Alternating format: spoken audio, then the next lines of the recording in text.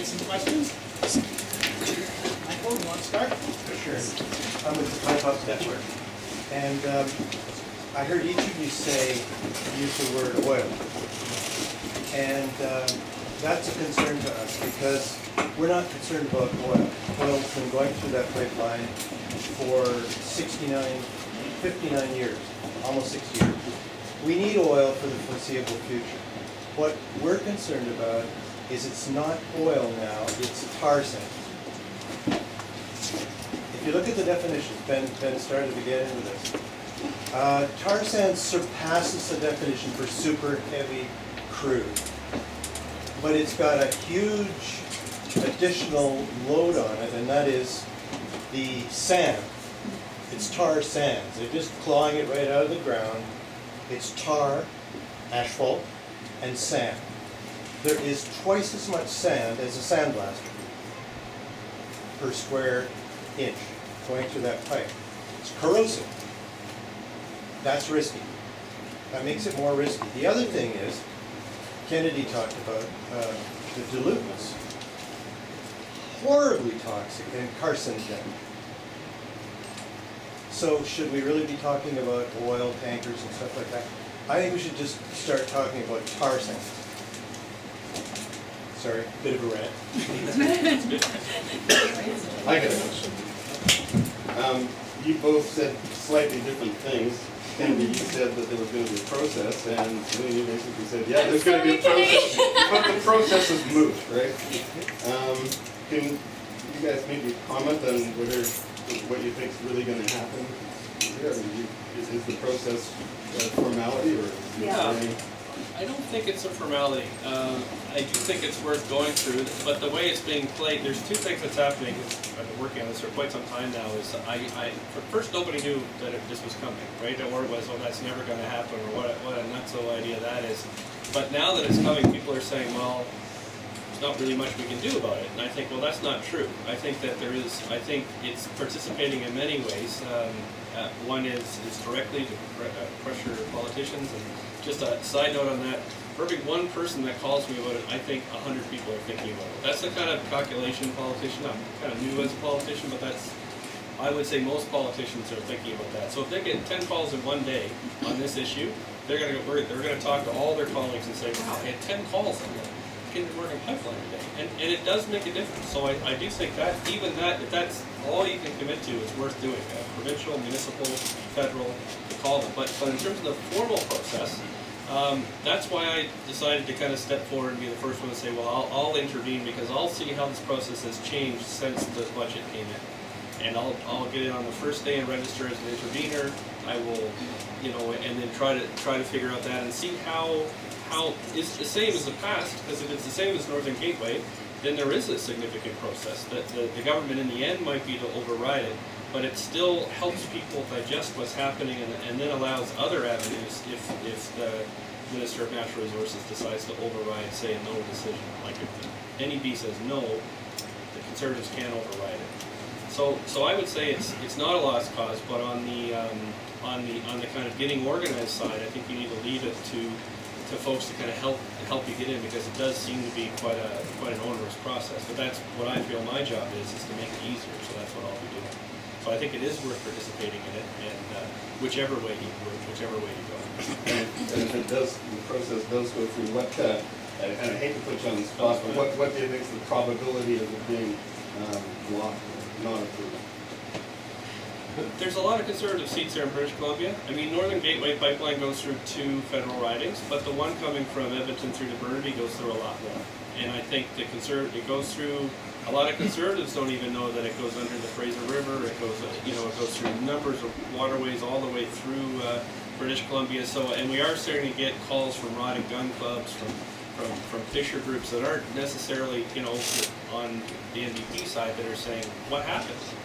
We didn't elect this government to do this. And so I think there is this thing that's swirling around, and the important thing, I think, is to make sure that we have enough lead time now that kind of opposition can galvanize.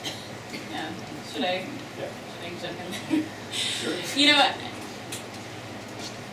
At the very end of the day, it is a political decision. And I think that the process is important. It can be very powerful. So to use the example of Northern Gateway, even though it's different, 7 times the previous record of people are participating in that process right now. Like 4,600 people across Canada, and actually there's like 4 from outside of Canada, are participating, and it's allowing them, it's giving them a moment and a place and a location to come together and look around in a room and see, oh my God, I'm not alone. And that's really powerful in and of itself. Really showing politicians that there will be consequences if they do not listen is what I'm sort of talking about. So demonstrating and speaking their language is what I'm talking about. Folks who are, in a very strong NDP riding, speaking to Conservatives, honestly, I'm not entirely sure that they're going to listen.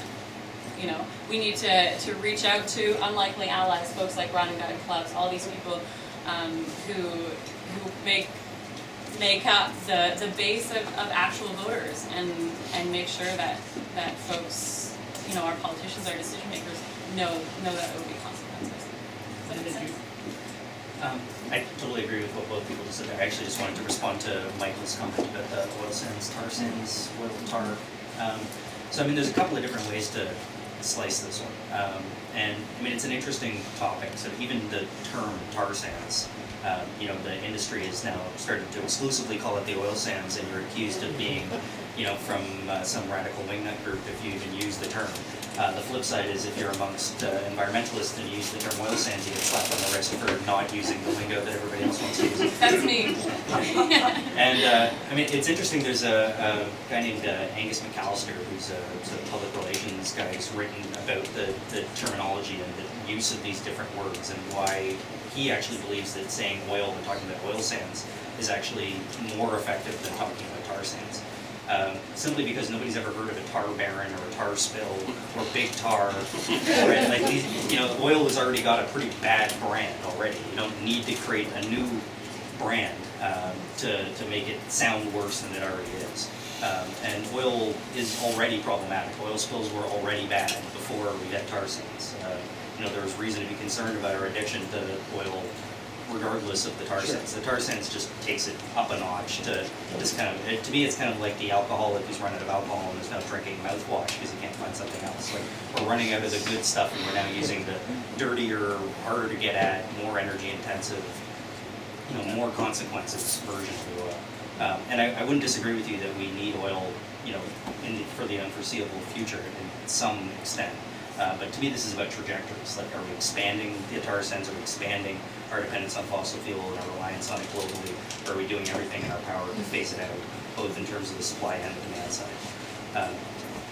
Tar sands is actually an old term that comes from the industry. If you look at the Canadian Association of Petroleum Producers website, they talk about how in the early 1900s they, called it tar sands. It was really a rebranding effort from the industry to call it oil sands. And funny enough, they now say that we created the term. So anyway, I just thought that was an interesting contextual piece of the conversation. The Wilderness Committee's campaign ask is to stop tar sands exports. Like, we're trying to connect the idea of the exports and the implications of the tar sands to avoid people saying, well, go for that pipeline instead of this one, or vice versa. Like, it's really bad. I think that's what we all agree on. Yeah. Is no tar sands coming down that pipe. Yeah. Hi, it's my understanding that members of the National Energy Board are also affiliated with the oil industry. And therefore their vested interest is to push the agendas of the oil industry. We live in a complex just up the hill, and Kinder Morgan, we have many deals with these folks, clear-cut swath of our right-of-way, probably 3 blocks long. And of course they always brought out clauses from the National Energy Board to help them cut down all these areas that were homes to all sorts of wildlife. In the end, we pretty much had to compromise and go Kinder Morgan's way, which leads me to believe, that it's probably a foregone conclusion, that Stephen Harper will push it through. Now, you mentioned, on the other hand, to look politically. Well, Adrian Dix hasn't made any major commitments to protecting British Columbia in any way besides maybe the Northern Gateway pipeline. Kinder Morgan is just kind of off to the side. They're kind of keeping that, hedging their bet on that one because there's a lot of dollars involved here, no matter where it's going, whether it's China or whether it's going here. So, I guess politically my point is we can all gather and try to make noise, but in the end, what purpose does it serve if Stephen Harper is going to ram it through anyway? Yeah. There's a spirit of helplessness here. That's my point. So the province has the power to stop these projects. They do. Absolutely. So I'll use the example of Northern Gateway, but it's absolutely applicable to Kinder Morgan. Back in 2007, Gordon Campbell basically gave away decision-making power to the federal review process. There is a clause, we can take that back. So Christy Clark right now could start our own provincial review and take decision-making power back. And there's still, I think that there's still the possibility that after the provincial election, Adrian Dix can do the same. So, if the review goes through and BC turns it down, we're facing this really interesting situation where the federal government approves something and the provincial government is rejecting something, and so they have this little clash, which opens up some really interesting stuff like discussions about who has power to make decisions. But I believe, my understanding is that legally, if BC turns this down, then it stops. But once again, on the Northern Gateway pipeline, there's Aboriginal issues there. There's land issues that we don't have here. That is already here. Now they want to expand it. That's correct, and they have to expropriate. But your point was earlier that if they can't get it, they'll expropriate it. It's the same thing as the gondola that was supposedly to come up the hill. We're translating it and said, well, in the end, we have the right to expropriate it. I would say, just an answer, I would say nobody thought British Columbia would get rid of the HST.